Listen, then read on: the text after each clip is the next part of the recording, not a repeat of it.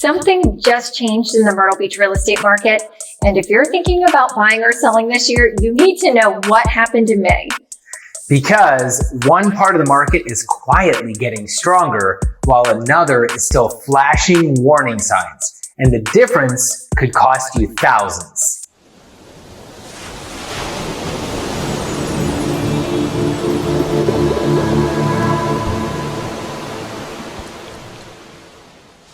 The May closings are in, and when you compare them to March and April, you can really see where the market is shifting. So today, we're breaking down the May 2026 closings across Myrtle Beach, Carolina Forest, Oceanfront condos, and new construction. And by the end of this video, you'll know which parts of the market are heating back up and which ones are still giving buyers the most leverage. Let's start with Strand single-family resale homes, because this is one of the biggest shifts in the May data. In March, we had 8.1 months of supply for Strand detached homes. In April, that dropped to 7.4 months. And in May, it dropped again to 6.3 months of supply. That's important because around 6 months of supply is generally considered a more balanced market. So single-family homes across the Strand are no longer sitting in as deep of a buyer's market territory as they were earlier this year. The average sold price in May was $486,000, which is actually down this month. However, even though the average sold price dipped, homes actually sold closer to the list price. So sellers are getting a little closer to their asking price, but buyers are still not paying full price on average. The number of days on market of 104 days also improved compared to the previous months. So the trend is pretty clear. Inventory is tightening. Homes are selling a little faster, and they're closing closer to list price. But here's where sellers need to be careful. The homes that are priced correctly are moving, but sellers who are reaching too high may still sit. So if you're a buyer, you still have options. But if you're looking for a good single-family home in a strong area, you may not have as much leverage as you did a few months ago. And if you're a seller, this is encouraging, but you still need to price it based on today's market, not the market from 2 years ago. Now, let's talk about the condos and townhomes throughout the Strand that are not on the oceanfront. And this is where the market looks very different. In March, we saw 11.2 months of supply. In April, that improved to 9.6 months, and in May, it improved again to 8.2 months. So yes, supply is moving in the right direction, but 8.2 months is still a buyer's market. The average sold price in May was $258,000. That's slightly down from April, but still above March's average. The list to sales price ratio improved too. In May, that increased to 97.6%. That sounds positive, and it is. But days on market are still long at an average of 129 days. So condos are still taking longer to sell the single-family homes. And buyers are being much more selective. They're looking at HOA fees, insurance assessments, rental rules, property condition, and whether the numbers actually make sense. So if you're buying a condo or townhome, you still have negotiating power. And if you're selling your property, it has to stand out. Updated units, strong photos, clean condition, and realistic pricing matter more than ever. Now let's talk about Carolina Forest, because this may be the strongest single-family story in the May report. Wait, before we get into that, have you hit that subscribe button yet? If not, make sure to do so and ring that notification bell so you don't miss out on our weekly videos. In May, we saw a dramatic decline in the number of homes on the market, and we're now at an only 5.7 months of supply. That puts Carolina Forest single-family homes back into balanced market territory, and that is a big deal. This is one of the clearest signs in the data that single-family homes are strengthening, especially in Carolina Forest. The average sold price in May was $488,000. That's down from April, but very close to what we saw in March. But the price alone does not tell the full story. Look here at the days on market. In March, Carolina Forest single-family homes averaged 119 days on market. In April, that dropped to 98 days. And in May, it dropped again to 92 days. That's a major improvement. Homes in Carolina Forest are selling faster than they were in both March and April. And the list to sales price ratio is still strong at an average of 97.8%. So sellers in Carolina Forest are still getting very close to asking price compared to many other parts of the market. This is no longer the soft buyer's market we saw earlier in the year. So if you're buying a single family home in Carolina Forest, you still have room to negotiate, but the best homes are moving fast. And if you're selling in Carolina Forest, this is encouraging. The market is not overheated, but it is much healthier than it was just a few months ago. And this is why local data matters. The overall market may look mixed, but Carolina Forest single-family homes are telling a much stronger story.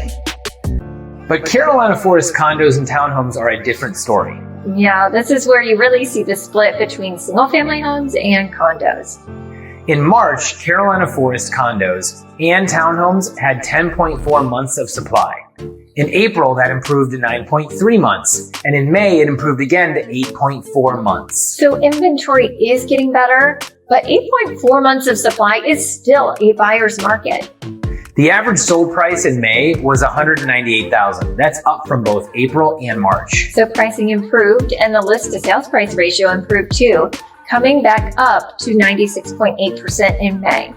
But the biggest concern is days on market. In March, Carolina Forest condos and townhomes averaged 128 days on market.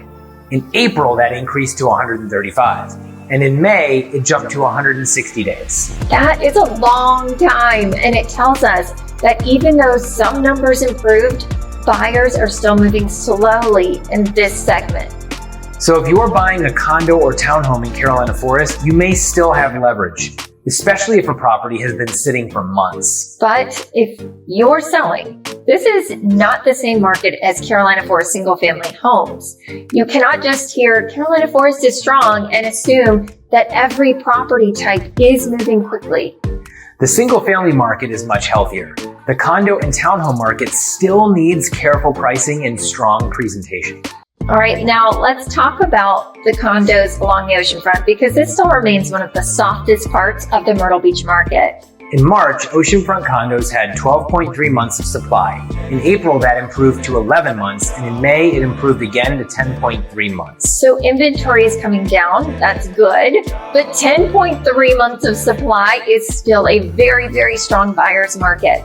The average sold price in May was $321,000. That's up from April, but still below March's average. And the list to sales price ratio also weakened, dropping to 95.6% in May.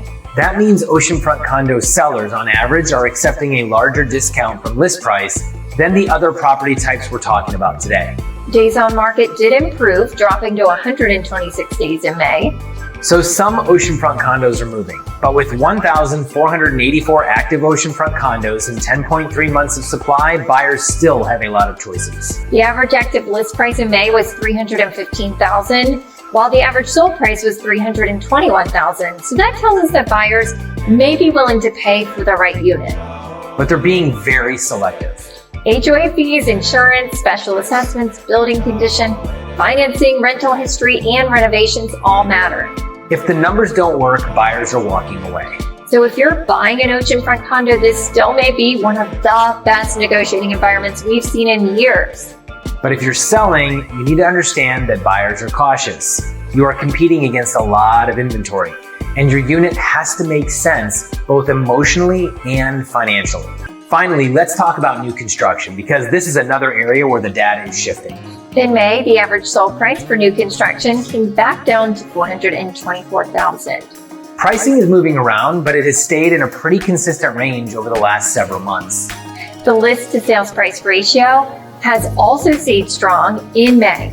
New construction closed at an average of 98.3% of the list price. That tells us builders are still holding fairly close to their pricing. They may negotiate, but they are not just slashing prices across the board. But the biggest change that we've seen is actually concessions.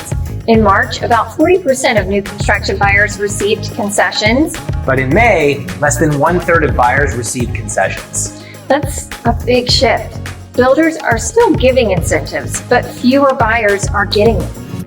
And that may mean builders are feeling more confident or that certain communities are moving inventory better than they were earlier this year. Definitely, we've seen that. But buyers still should negotiate. Don't just assume that every builder is offering the same deal. Some builders may offer closing costs. Some may offer rate buydowns. Some may offer design credits or appliance packages. And some may offer very little if the community is selling well. And that's why it's so important to look at the full package.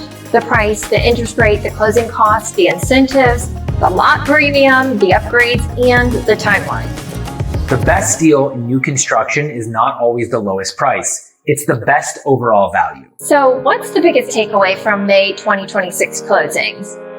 The market is not moving in one direction. It is splitting by property type and location. Grand Strand single-family homes went from 8.1 months of supply in March to 7.4 in April to 6.3 in May.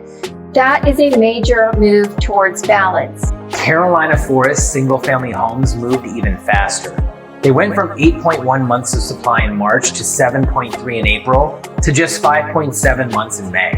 That puts Carolina Forest single-family homes back into the balanced market territory. But condos are still struggling.